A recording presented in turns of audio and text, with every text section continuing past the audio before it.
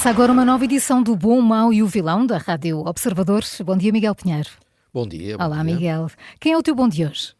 Olha, o bom são os alunos e já agora os pais. Na semana passada os alunos do sexto ano deviam ter feito as chamadas provas moda, que são os testes que substituíram as antigas provas da frição e que têm de ser feitas por todos os alunos do ensino básico. Acontece que a greve geral calhou em cima da data da prova e por isso os alunos precisaram de estudar para aquele dia, porque não sabiam se iam ter prova ou não, precisaram de esperar por aquele dia, tiveram de perceber naquele dia que não ia haver provas, precisaram depois de esperar pela marcação de um novo dia e agora tiveram de fazer a prova nesse novo dia. E como sabe qualquer pessoa que seja aluno, que tenha sido aluno ou que seja pai de um aluno, todo este processo provoca um desgaste enorme e as pessoas organizam o estudo de uma determinada forma que depois é totalmente desarranjada. Segundo o Ministério da Educação, só 48% dos alunos é que conseguiram fazer a prova no dia certo, mas a FEMPROF falou às televisões para dizer orgulhosamente que foram muitos mais e que o Governo está a dar esse número para menorizar o efeito da greve e eu fico sempre espantado ao ouvir um sindicato de professores a exultar com a criação de dificuldades aos alunos, mas enfim, é assim. Cada um por si, Miguel. Pensas que isto é o quê?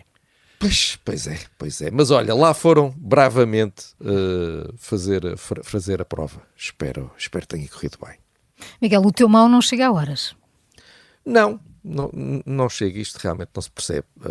Estamos a falar do INEM, nós ficámos a conhecer mais números sobre a forma como o Instituto Nacional de Emergência Médica atua, números referentes ao que aconteceu entre janeiro e maio deste ano, portanto, números muito recentes, e esses números são preocupantes, porque, segundo o próprio INEM, a média do tempo de resposta nos casos de prioridade máxima não devia ultrapassar os 8 minutos, mas está acima dos 14 minutos.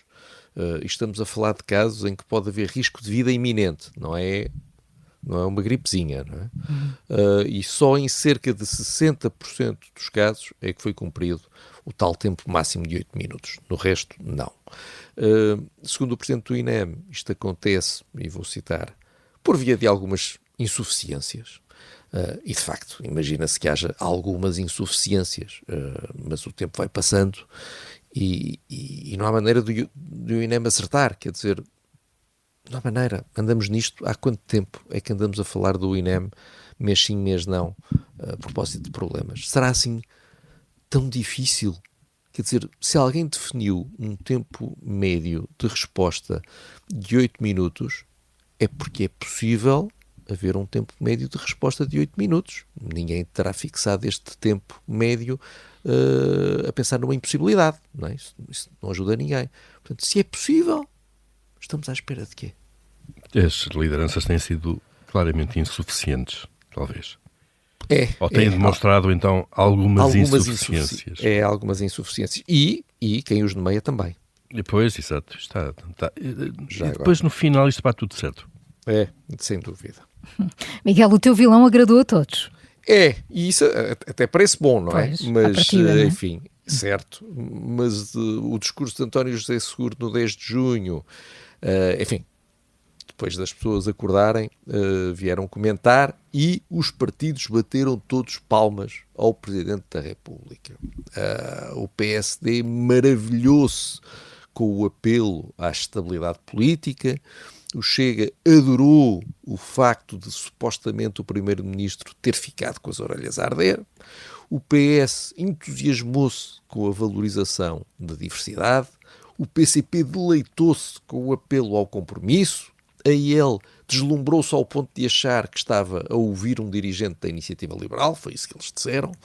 O LIVRE fascinou-se com uma referência à descentralização. Meu Deus, a descentralização.